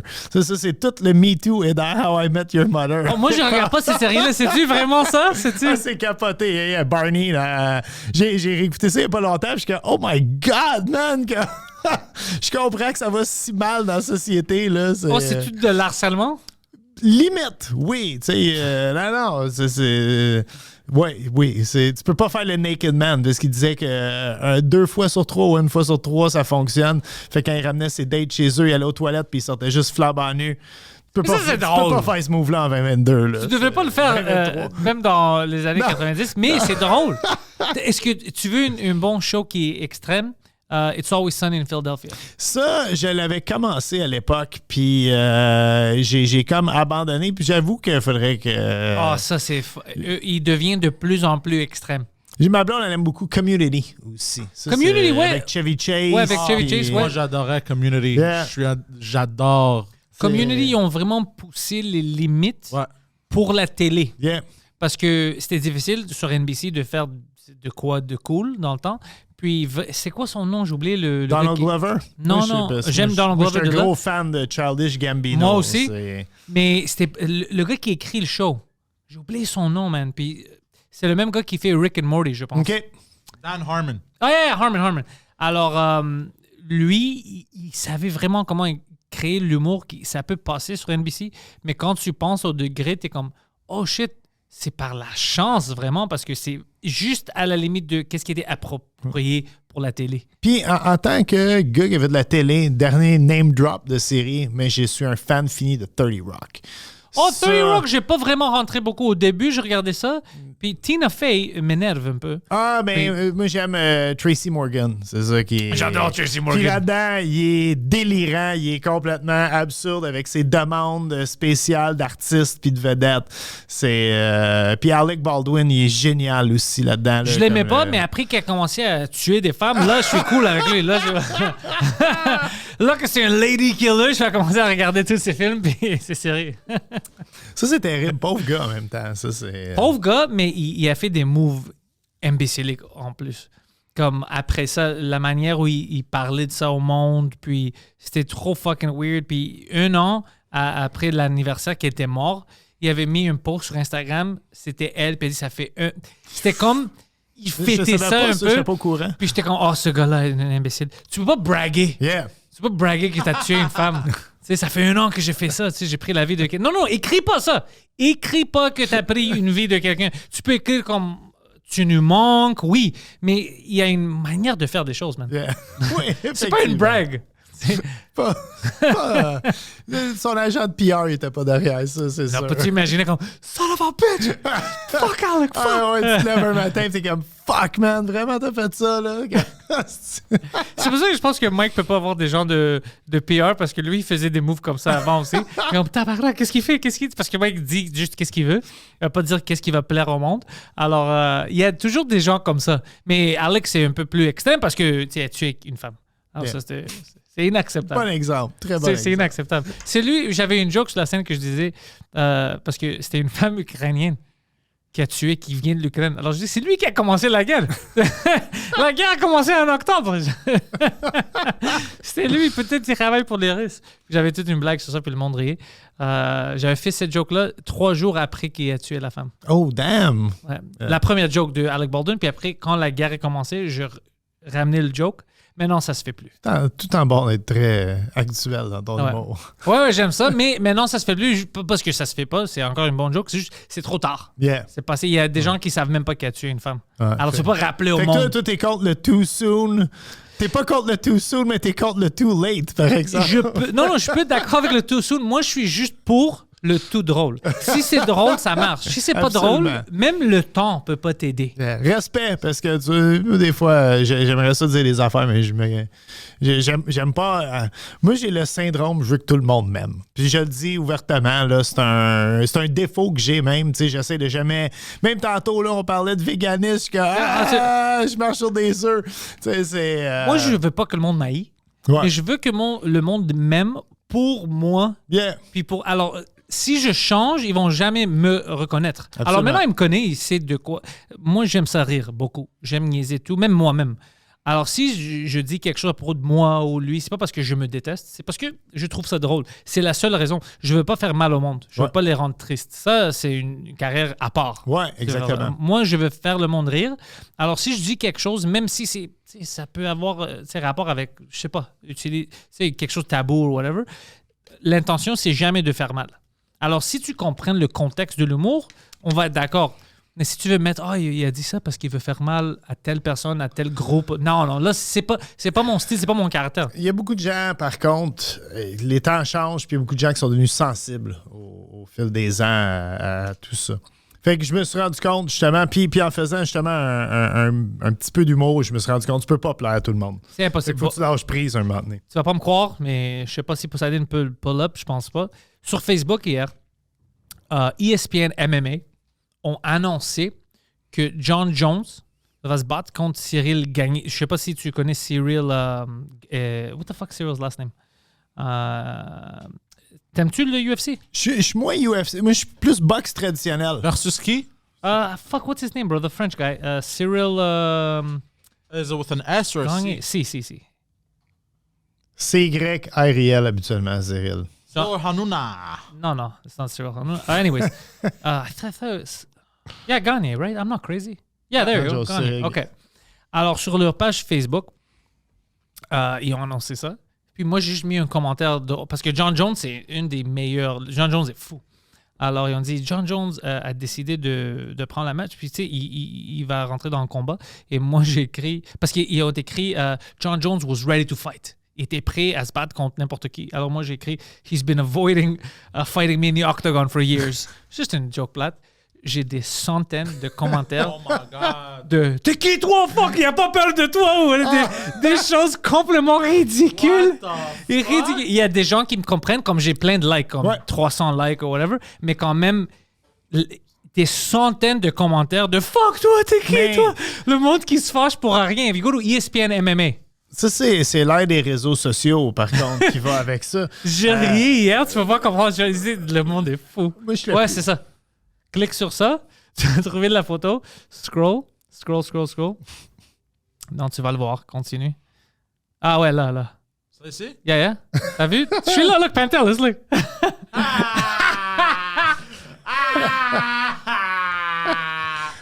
18 commentaires, nice. Non, il y en a plus. Si tu cliques, regarde. C'est Oh shit, hide- ok. Ouais, clique. Oh my God, View more ok, il y a comments. comme Ouais. 100 replies, Oh là. my God. Non, ok.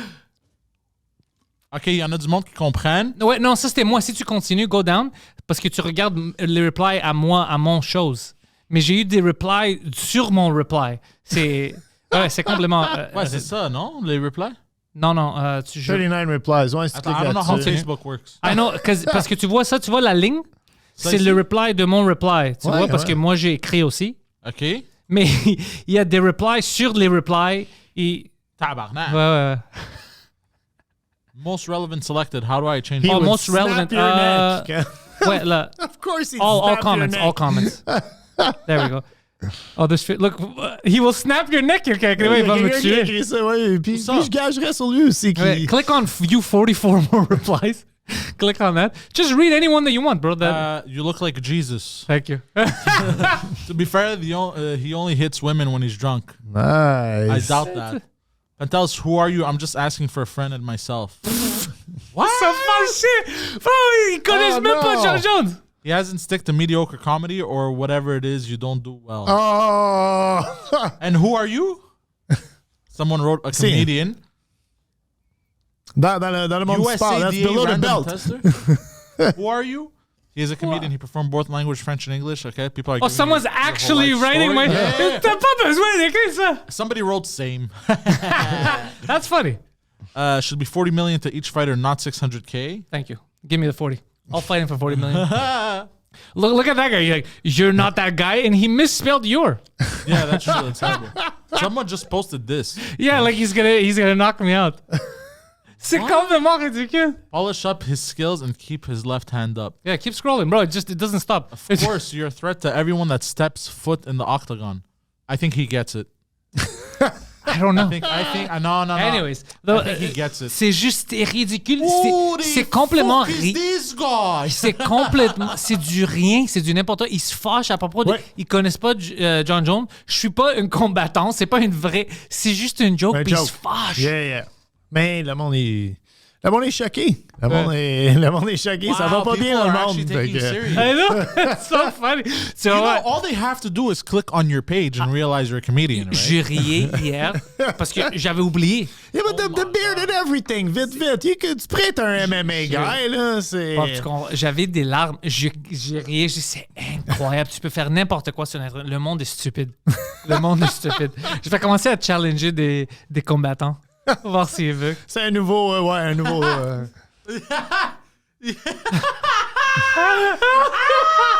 C'est complètement ridicule! Oh, regarde ça! This guy gets it. Regarde ça. You're a genius at marketing. Yeah. Regarde. Parce que j'ai eu plein de nouveaux followers Absolument, sur Facebook. c'est sûr. Alors, moi aussi, je vais peut-être faire ça. C'est comment tu commences une fight? Oh, c'est complet. Oh, God, C'est man. pourquoi je pense. Parce qu'à cause que ma page Facebook est officielle, Ouais. j'ai le blue checkmark. Yeah. Quand tu vois une post, ça va toujours être les premiers commentaires que tu vois. Yeah. C'est celui des gens qui sont officiels. Alors, plein de monde voit mes commentaires. Puis, quand ils commencent à parler, là, ça devient plus haut. Puis, plus de monde voit ça. Puis, il y a des gens qui sont pas cons, qui vont aimer ça. Alors, ouais, parce que j'ai reçu plein de nouveaux followers à cause de ça. Écoute, Ouais. ça fonctionne. L'important, c'est qu'il faut pas que tu te battes contre lui. Non, lui, c'est quelque chose d'autre. John Jones, fuck, lui, c'est comme un Superman en Ouais. vraie vie. Ouais. Puis, il aussi, il est Est-ce fucking que c'est grand. comme la même division que Georges Saint-Pierre ou. Non, lui, ok. je pense, c'est heavyweight. OK. Georges Saint-Pierre, c'était light heavyweight. me Light semble. heavyweight, C'est ça, je pense, C'est juste ouais. avant. Yeah. J'ai rencontré Georges Saint-Pierre Ouais, moi aussi. pour Yeah. 30 secondes. Sympathique gars. Très Vraiment. gentil. Ouais. Puis, comme toi, il tripait sur Mike. Ah oui. Ouais. Puis, tu sais, quand tu y parles, là, tu penserais pas qu'il peut te tuer avec ses mains. Oh non, moi, je sais qu'il peut me tuer. Ah oui, tu Ouais, le sais. moi, je le regarde. Tu sais. Moi, je savais. Mais il est gentil. Il est oh, très gentil. Très gentil, là, mais c'est pour ça qu'il peut te tuer. Ouais. Parce qu'il sait qu'est-ce qu'il fait. Ouais, à New York, le combat du PFL, quand Oli avait gagné, Ouais. Georges Saint-Pierre est allé pour supporter Olivier Aubin-Mercier. Puis il était là, tu sais, j'étais allé en avant juste pour dire allô, moi, Preach puis Mike, puis il parlait avec Mike, puis il était fucking gentil, puis il discutait avec Mike, alors j'avais pas le déranger longtemps, je voulais juste dire allô.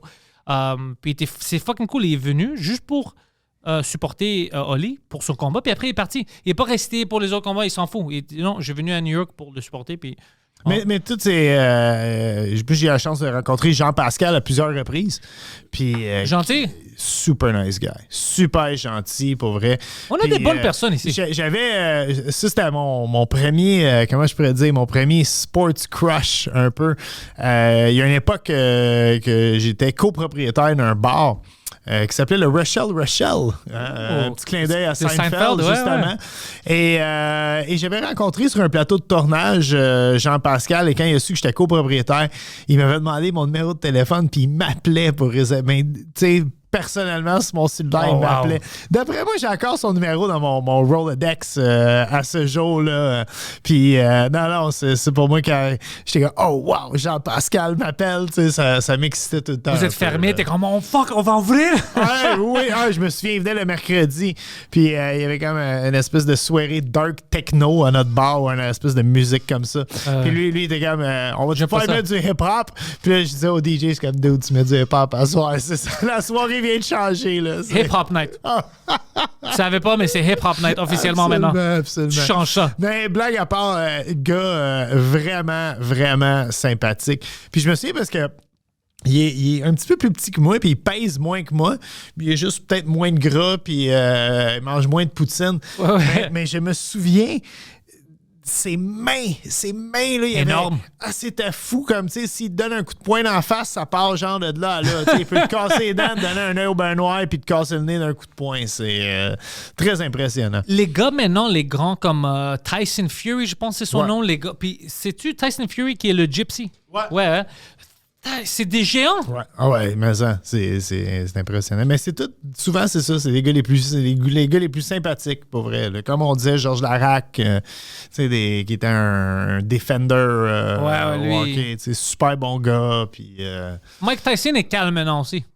ouais, ben peut-être que son prime, il était peut-être un peu Il disait plus, c'était un fou. Il disait j'étais un meurtrier, je pouvais tuer quelqu'un, je rentrais, puis je voulais tuer la personne. il a quand même mangé l'oreille à Evander Holyfield. Ah, lui était- C'est quand même. Puis il y avait le match avec le parachute aussi, le gars qui avait atterri en parachute. Puis le monde a battu. Les gars, ils ont tellement battu ce pauvre gars-là. Si vous savez pas de quoi on parle, allez checker ça sur YouTube. Gars parachute dans un ring pendant un match de Mike Tyson. Puis ils ont niaisé ça sur les Simpsons, aux Simpsons. Ouais, je me ben souviens oui. de ça. Ben, c'était pas un mot qui se promenait avec l'espèce de fan parachute puis il sauvait la planète, me semble. Ouais, mais il y avait un autre épisode où ils ont fait que Don King a engagé Homer Simpson, puis Homer c'était un boxeur parce qu'il savait pas comment faire le box, mais il prenait toutes les shots à la face. puis un gars est rentré pour essayer de le sauver, je pense, parce qu'ils vont le tuer parce qu'il avait juste ses bras, tu sais, il montait pas ses mains, puis il se faisait fucking frapper dans la face. Les Simpsons aussi avaient il y avait un temps où les jokes étaient vraiment bons dans les années 90. Ben, tu sais quoi? Je pense que c'est encore bon. C'est juste qu'on en a trop vu. Tu sais, on a une relation de vieux couple avec les Simpsons. Tu sais, parce que je n'ai réécouté un. J'écoute pas les nouveaux Simpsons. Tu sais, je te dirais, après peut-être 7 ou 8 saisons, là, j'ai décroché. Ouais, moi aussi. Puis, mais je n'ai écouté un il y a peut-être 5-6 ans de ça, puis je me souviens, l'intro, c'était un intro fait par Banksy. Et c'était...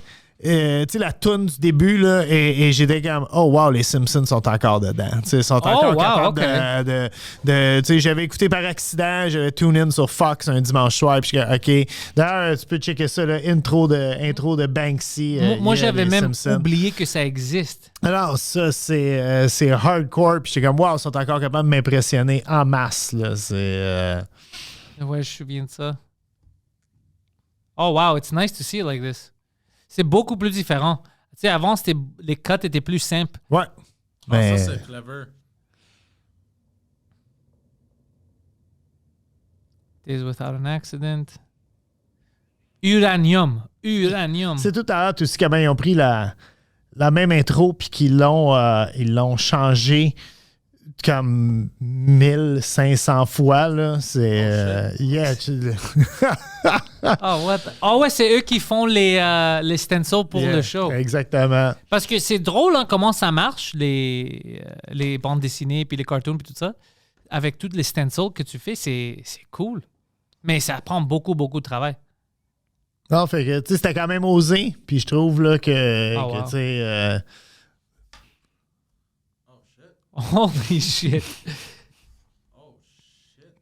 Oh non, bro, ils ont des couilles, hein? Fait que c'est ça, tu sais, tu vois qu'après, puis ça, c'est quand, ça? Tu vois, c'est 2018, fait que ça fait 5 ans de ça. Tu sais, c'est quand même, tu sais, après 20 quelques années, c'est quelque chose. Moi, je me souviens, audacieux. Les Simpsons, moi, je me souviens, j'avais 12 ans quand ça a commencé au Canada. Puis ça a commencé à CTV les lundis soirs à 7h30. Et ça jouait en même temps que La Petite Vie, qui était comme une émission culte pour les Québécois. Là. Et moi, j'écoutais pas La Petite Vie parce que j'avais été aux États-Unis un an avant et les Simpsons jouaient déjà. Puis ça jouait pas encore au Canada. Fait que nous autres, on a embarqué au Canada ces Simpsons, genre saison 2 ou saison 3. Ça a pris une couple de saisons avant que ça arrive ici. Il faut dire, là, à l'époque, il n'y avait pas Fox. Hein, encore, il y avait juste NBC, CBS, ABC. Fait que c'est CTV qui avait les droits de rediffuser les Simpsons. Et pour moi, c'était ça mes lundis soirs. Là. Tout le monde arrivait le mardi. Moi, j'allais à l'école en français. Fait que tout le monde arrivait le mardi matin, puis tout le monde parlait de la petite vie de la veille. Moi, j'étais le seul qui avait écouté les Simpsons. C'était ça ma religion. Fait que, Puis ça, c'est quelque chose que les jeunes vont pas comprendre, que tu regardais une émission ou l'autre. Tu peux pas les regarder tout parce que t'avais pas de streaming. Il n'y avait pas, en même temps. Non, il y avait pas de reprise non plus, il n'y avait rien de ça. Puis sur l'heure du dîner, c'était les Flintstones, puis rien d'autre. Ah ouais, tu sais bien des Flintstones. Moi, j'aimais les Flintstones beaucoup. C'était, je pense que j'ai écouté les Flintstones plus qu'à peu près n'importe quoi dans ma vie, pour vrai, là, parce que tout mon primaire, tout mon secondaire, j'ai dîné chez nous et c'était ça qu'on écoutait, là, de midi à midi et demi, c'était les Flintstones. Il y avait des bonnes émissions avant. Comme je sais pas si c'est juste la nostalgie, mais je trouve maintenant, quand je regarde, comme moi puis ma femme, moi je montrais des émissions que je regardais quand j'étais jeune, puis elle a fait la même chose avec moi, puis elle est plus jeune que moi. Alors j'étais comme, ça c'est un peu de la merde. Elle dit, de quoi tu parles? Je dis, la qualité, nous on avait des histoires, c'est vraiment simple ce qu'ils font maintenant. Yeah. C'est vraiment 1 degré. Mais avant, il y avait des looping stories, des grands story arcs, tout ça. Puis, je sais pas, c'était plus intense. Ah, puis les Simpsons, c'était vraiment la suite logique des Flintstones, un peu, là. Beaucoup de parallèles. Ouais, le Nuclear En fait, Family dans le temps, puis maintenant, ouais. Ouais, non, mais lui, il travaillait dans une espèce d'usine de roche, finalement, là. Fred Caillou, fait que c'était... En français, c'était Fred Caillou? Fred Caillou, qui était très, très populaire parce que c'était une des premières émissions traduites en québécois. Comme les Simpsons, qui ont eu un succès monstre. Moi, j'aime autant que... Mon côté anglophone m'amène beaucoup à écouter les émissions en anglais plus naturellement. Tu sais, j'ai tout le temps été plus enclin à écouter la TV en anglais, les sports en anglais. Puis les Simpsons, j'ai apprécié ça autant la version québécoise que la version anglophone. Parce que c'était pas la version française, c'était Non. québécoise. C'était adapté. Tu sais, on utilisait vraiment des références de la culture populaire québécoise que j'appréciais énormément. Là.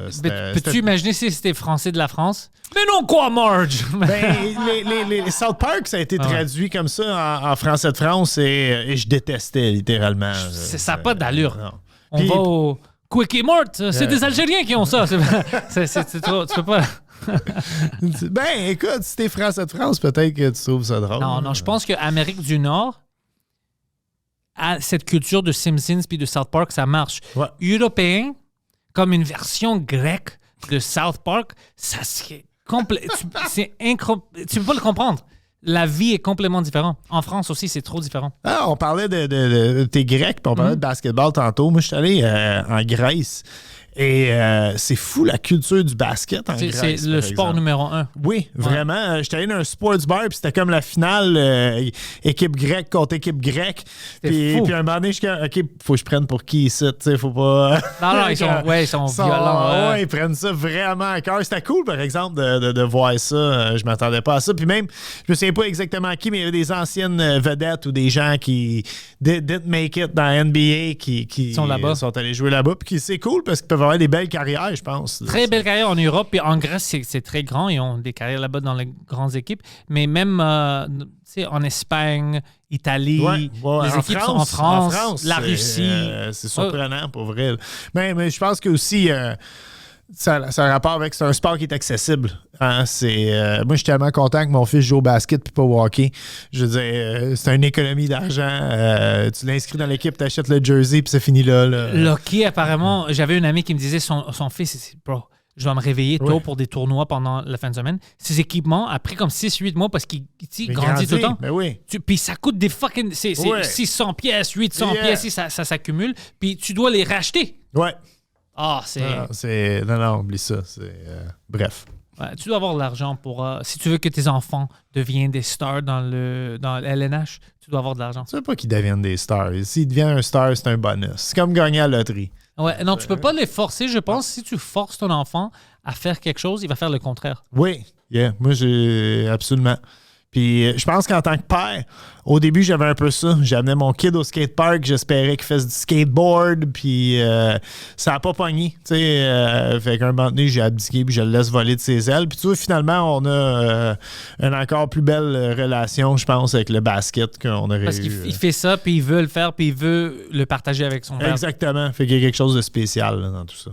Ben écoute, Bob le chef, merci d'être venu au Frenchcast. Man! C'était beaucoup de fun. C'était Puis vraiment le fun. Vraiment, merci de l'invitation. je vais boire ton vin, OK? Puis je veux que le monde le voit ici. Pour que merci. Quand ils sont au dépanneur, ils peuvent aller l'acheter parce qu'ils vont savoir que ça vient de toi. Puis merci beaucoup d'être venu. Puis j'espère que tu lances ton podcast avec Victoria bientôt. Oui, puis qui sait, peut-être qu'on va vous inviter, les boys. Invitez-nous, nous on est là. On va faire... Faire de la bouffe grecque. Puis on va faire du marketing pour vous. Malade. On va faire le pousser sur nos réseaux parce que je pense que ça va être une podcast qui vaut la peine. Ça va être cool. Yo, gros merci. Vraiment, Merci, un gros trip. Merci beaucoup. Bob le chef!